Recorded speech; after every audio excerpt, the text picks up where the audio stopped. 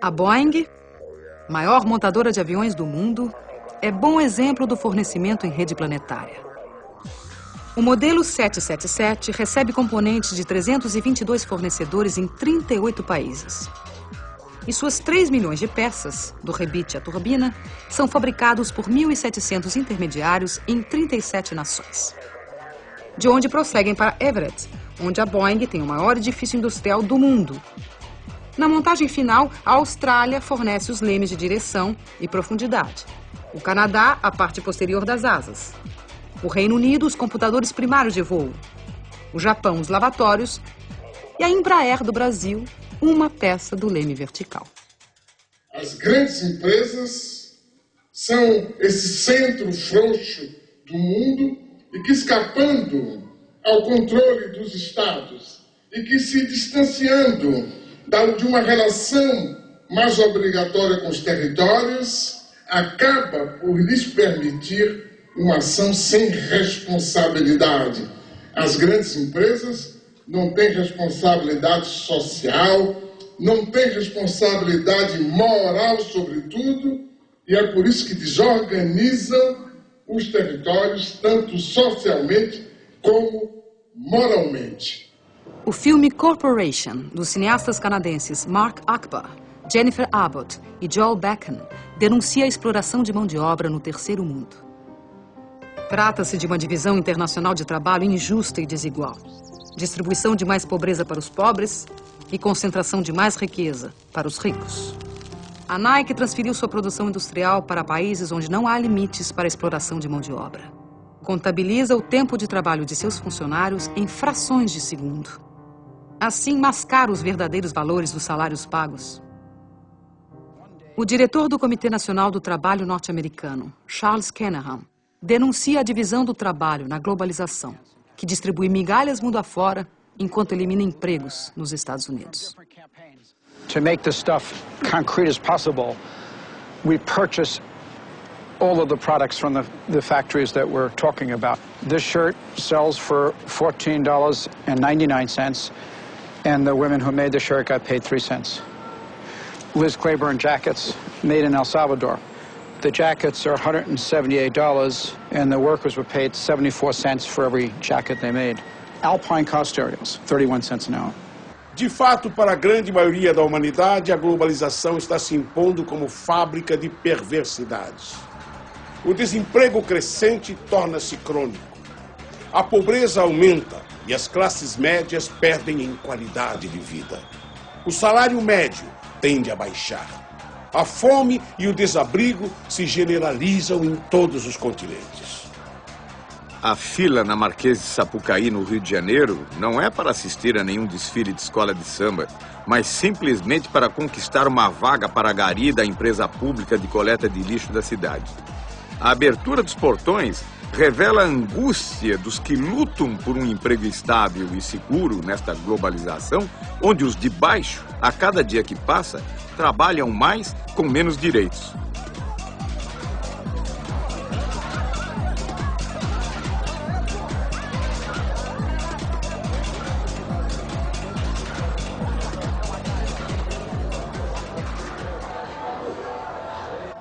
O desemprego aparece já como uma coisa normal.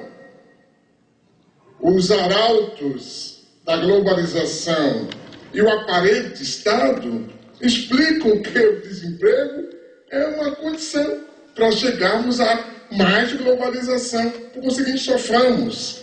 Aumentam também o número de pobres.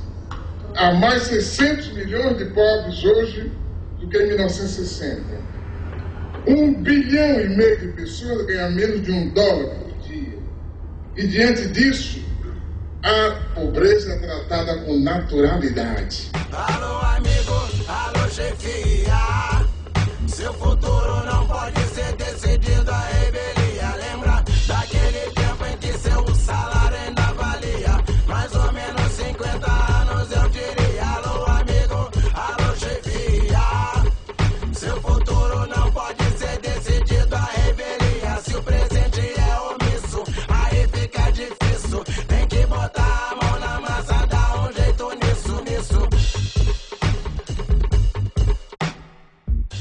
A humanidade se divide em dois grupos.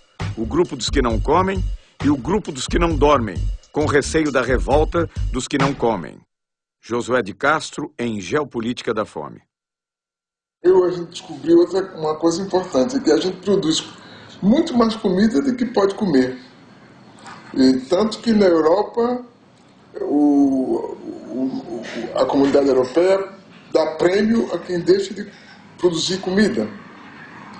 E castiga quem produz mais do que as cotas estabelecidas. Quer dizer, a questão da fome não é a questão de produção de alimentos, é a questão de distribuição.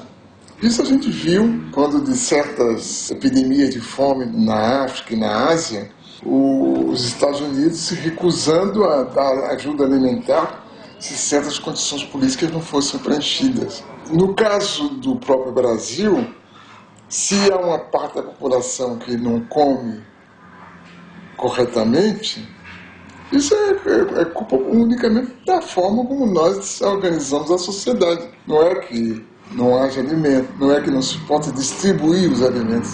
Apenas nós decidimos que alguns não devem comer, porque acaba por ser uma decisão. Que se depois de tantos anos a gente aceita tranquilamente continuar discutindo a questão da fome, que me parece uma vergonha. A fome já não nos surpreende. Convivemos com ela cotidianamente, entorpecidos pela realidade que nos cerca. Caso o receituário do Banco Mundial seja seguido, teremos que aprender a conviver com a morte pela sede. There is a move right now to take over all the water resources worldwide. They are calling it, the transnational corporations are calling water blue gold. Hoje, mais de 1,5 bilhão de pessoas em todo o planeta não têm acesso à água. Mais de 3 bilhões de pessoas utilizam água sem tratamento, o que provoca diariamente a morte de 30 mil indivíduos no mundo. Nos últimos 10 anos, as transnacionais da água orquestram uma estratégia de controle do planeta. Empresas do setor têm suas ações fixadas em bolsas de valores dentro da lógica financeira, que nada tem a ver com a lógica da solidariedade.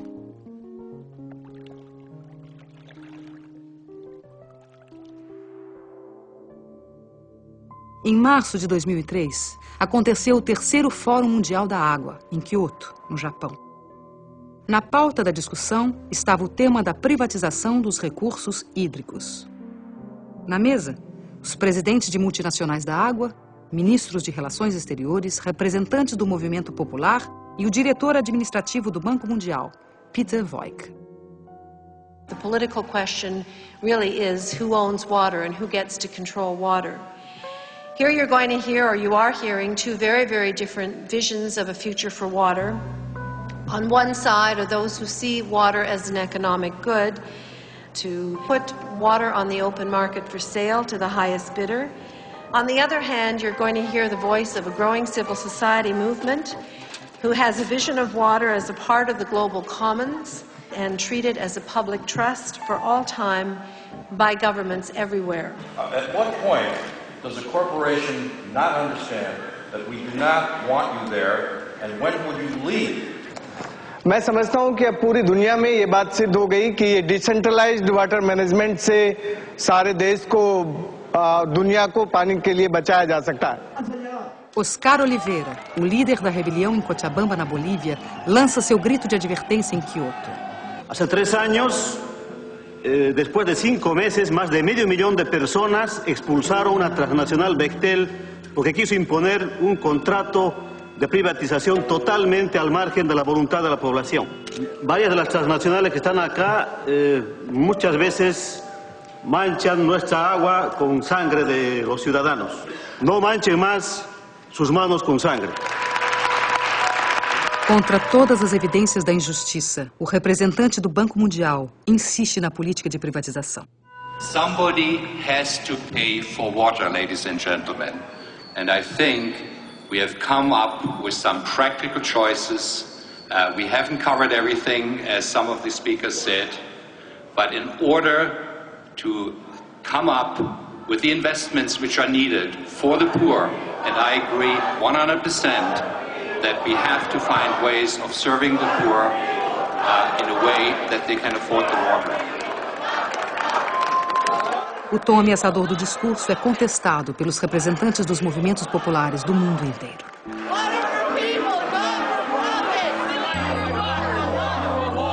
In